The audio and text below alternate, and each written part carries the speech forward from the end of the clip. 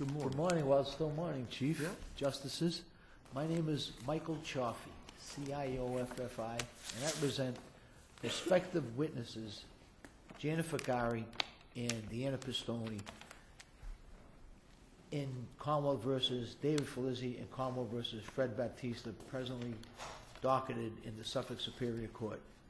As I see my issues, Your Honors, I see that one revolves remedy and the other one involves the immunity itself, which is somewhat bifurcated.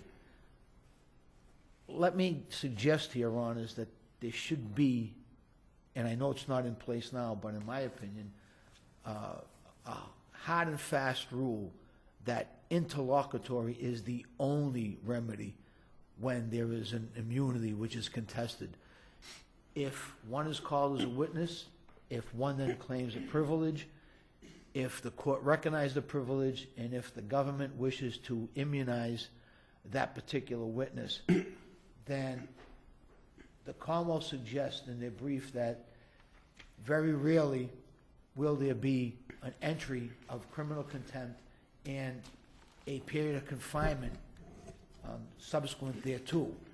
However, there is no right to a stay of that execution, and to me, that's prohibitive on its face, particularly with these two prospective witnesses who were in fact defendants in the insurance fraud case. Now, they were both put on probation, Vaccari for 3 years and Pistone for 2 years, which brings me to another point which I didn't address in the brief. I only thought of, in all honesty, last night, is that at least in relation to Vaccari, if she does not have a finalized decree of sorts as to whether or not the immunity is valid, then should she be called to testify at trial, and should she choose not to, she could also be in violation of probation, because the first line of the probation contract states that you shall obey all local, state, and federal laws, and that would be a state law. If you accept the grant of immunity and you refuse to testify, then one would admit that then you can go and do your period of confinement should the justice so confine you. However, it should be a rule that if it's contested, then in fact it has to be resolved. It has to be resolved as an isolated issue. So while I understand that the status of the law right now is that there may be a course to the normal course of appeals should there be an adverse finding in the criminal case, they're witnesses and not defendants, and they have active, valid privileges, and they have a right to make sure that they're not exposed. And in this business, it's all about exposure. Well, you would be able to go to the single justice. Well, that's what we did, but I guess one of the things that they asked us to brief was about the remedy and why this was so important to be remedied on the interlocutory stage, as opposed to waiting until the case concluded. And, well, no, it's not waiting. It's waiting until the contempt proceeding concludes. well, even though, okay, Judge, even to the contempt proceeding, which is the proceeding I'm talking about, if that concludes, and if they're so incarcerated or confined, then they're adversely affected, which for what might eventually be an invalid grant of immunity, number one, and number two, which would be moot anyway, because most of the time, by the time... Well, you can always seek a stay. I understand, but it's not a right, Judge. That's the problem. Well, the stay is so not it's a right. it's not a right when a criminal defendant is seeking to appeal his or her conviction. No, Judge, but when you're contesting the grant of immunity, what you're saying is that basically you're not protected under that grant of immunity, and you want someone to tell you that you are protected, and then you make your determination, and then you shall suffer your consequences. I'm not saying one should not be confined, but one should have a right but to what know does that do to the underlying criminal case? It means that everything gets delayed, because anybody can say, I don't think this immunity applies to me. It does, Judge, but there's an absolute Fifth Amendment right, and a right that's been refined and made even stronger under Article 12. But they got that immunity. They got that immunity. Didn't they? Judge, but that point two would be that we contend that that grant of immunity is valid in the Commonwealth of Massachusetts, but by its express terms is limited to the Commonwealth of Massachusetts, and therefore it would expose my witness clients to potential penalties or potential prosecution on the federal level. Doesn't the as well as- Murphy case say that can't happen? The Murphy case doesn't address other states, Judge, number one. And number two, by the express letter of the grant of immunity in this case, it says the Commonwealth of Massachusetts. And as a practical matter, Judge, that we all know, the Justice Department, very few people are aware of Murphy, Judge, and in all honesty, I wasn't until I got involved in this case. And the Justice Department, as a matter of course, will not honor it without a letter from the Justice Department saying that they will in fact honor the immunity. But Murphy's there, Judge. But I think it's distinct from our issues here, because by the express terms of the immunity grant, it says within the Commonwealth of Massachusetts. And even if Murphy is valid on to the Justice Department, it may not be valid to other jurisdictions, other states. So therefore, Judge, there's exposure, especially nowadays with electronic filings and all that, this other stuff, there's an absolute threat of prosecution. Not to mention the bifurcated issue on the perjury, Judge, which no Murphy case can protect or prevent against. What happens, Judge, is if a witness makes statements to an investigative body, person, or officer, not under the confines of the pains and penalties of perjury, and if they have motivation to fabricate or otherwise lie or to tell untruths, then when they are under oath and they are obligated to tell the truth, when the reviewing body, which in this case would be the Attorney General's office, if they were not to testify in line with what they expect the testimony is supposed to be, then they would be in line for a perjury indictment, assuming that the AG thinks that they can prove that the statements are untrue. And there's no protection against that, Judge. I'm sorry.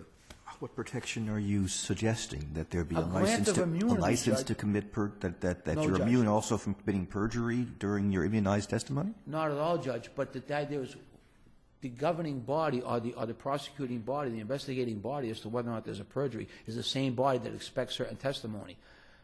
It's not a license to commit perjury. Whether it's a valid immunity or not isn't going to help you with the perjury, is it? No, Judge, it won't under perjury. So But why is an appeal going to help you? because the testimony under oath at trial may be the truth, Judge. And they may have fabricated. Well, the reality is, Judge, the same reviewing body, the same governmental agency is reviewing the testimony. The reason why we're here, Judge, is because the Attorney General's office expects testimony. They can't use the hearsay testimony that the investigators testified to in front of the grand jury. We all know that. So they've called these witnesses who have already the government played their hand to some extent, Judge, by having these people plead first. They probably should have waited until after they testified to resolve the cases. So so the witnesses are going to come and testify at trial, different in a way, different. No, Judge, I'm not suggesting Different than the statements they gave to the investigators. So you're They worried may. that the AG will then say, "Well, we're disappointed. Right. We thought you were going to testify the same way to the same statements you gave to investigators, so we're going to prosecute you for perjury at trial based on what you previously said." Is that the conundrum? Exactly, Judge. And the testimony at trial may be the truthful testimony under oath. So there's no perjury There's there. no perjury. Then that's a So question for the jury then. But that's Ultimately, the their conundrum, Judge, and you have it exactly. But that's go ahead. Well, maybe I'm just confused. I thought that you cannot get immunized from perjury. No, you can't. So, But if what the I'm issue here is whether it's enough of a remedy, or one of the issues is enough of a remedy that you can suffer your contempt and then appeal from the finding of contempt, right? Right. None of this is going to go to whether you can get prosecuted by the same AG's office to perjury, is it? No, Judge, but I think in all the fundamental unfairness of this, in a case like this particularly, Judge, is that they've already been defendants in the case. They've already been subjected to supervision, probation, or liberty interest. And in order to, the stay of execution on the contempt confinement is not a matter of right, Judge. Therefore, they are exposed. In this business, exposure is everything. And that's the same thing about my perjury. It's exposure, Judge. The same thing about the other states. It's exposure. There was, one of the things that a lot of law enforcement people talk about when you want to get, when you want to claim privileges. Well, I'm not going to go there. I'm not going to ask you that question. I mean, it's not a fodder for my inquiry. Well, you can. I mean, if I can incriminate myself, I have a privilege. And then you've got to immunize me and protect me against prosecution and transactional, Judge. Well, can I ask you a question that goes to that? let's assume there's testimony, and the testimony, they've testified under this grant of immunity. You say that the federal government or other states, do you say that they can then use that testimony against them? Absolutely. They can. So the federal government can take the testimony procured under a grant of state immunity and use that testimony as evidence against them in a federal trial. You would think, Your Honor, that Murphy would prevent the feds from doing it. Yeah. But there's no language in that case that would prevent other states from doing it. And in this day and age, those are the protections. I mean, immunity has to be worth something. It can't be worth the paper it's printed on. That's the problem with immunity across the board. In this day and age, you go cross jurisdictions like breaking sticks. So what we're saying is, Do you have any case that where transactional immunity has been given by one state that another state has said, so what? We're going after you? Do you have any case like that? No, I don't, Judge. But I don't have a case that says they can't. That's the problem. Murphy was in 1964. And that's another problem, Judge, when things are dramatically different, but it's still good law. What's the problem with 1964? I don't like that year, Judge. Was it a tough year? Yeah, I understand. But seriously, I mean, it just seems to me that it's exposure, and in this day and age, the exposure that you have across state borders, and the transaction immunity has to be that. And I guess that's what Carleton said anyway, then it's been whittled down to the point. I agree with you that the state has to grant transactional immunity, but can't bind the federal government to transactional immunity, for sure. For sure. But I thought that if the state does grant transactional immunity, the federal government is at least barred from using the testimony or what may be derived from the testimony against them. If I understand that, then again, that's use and derivative use, and here's the problem. Like I say, in this day and age, with mail fraud, wire fraud, bank fraud, everything one does may expose one across jurisdictional borders. Now, the proper way to do it would be to get... So the question is New York, let's say. So New York, what could New York do with your client's testimony? I'd answer that, but right now, probably not a thing. Don't they have a full faith and credit problem? They may, Judge. They may, but on the other hand, there's no assurances. There are no assurances in place, Judge, that would protect the witnesses. And again, I don't know the bank, for instance, I don't know the bank on which the insurance fraud checks were drawn. What if it was a New York bank? So what if New York wants to come in and have some kind of bank fraud? What if it was mailed from Connecticut? No, that's it. I understand that's your issue, but I'm just wondering. I mean, what are you telling me, New York? New York wouldn't be bound in any respect by the Massachusetts immunity order. Is that your view? If they wanted to be reciprocal, Judge, like I said, I have not found in my research, or the research that people have done for me, I should say, we have not found anything that expressly prohibits the other states, like Murphy may prohibit the federal government. Okay, I have not found it. I have not said that they can't. I haven't said but I haven't found that this says they will or they shall. And like I say, immunity, transaction immunity, should be just that. When you call someone in to testify and you're giving them assurances, and I understand that maybe the justices should look at 20G, which is 233-20G, because if that's the language of the statute, which the judge in this case incorporated into the grant of immunity, it expressly says in the Commonwealth of Massachusetts, then maybe there've got to be some variations or amendments to the statute itself, because it's misleading to say the least, and it may be fatal to say the most. All I'm looking to do is to try to persuade the justices that my clients are exposed in some forum, somewhere, for some crime.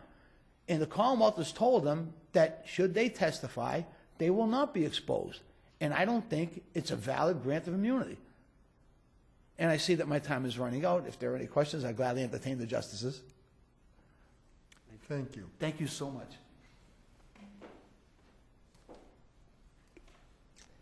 Good morning, Your Honor. Suzanne Reardon, Assistant Attorney General on behalf of the Commonwealth. First, I guess what I would say is rather than really there being two issues here, I would suggest that the first issue really is a threshold question that the court has to determine.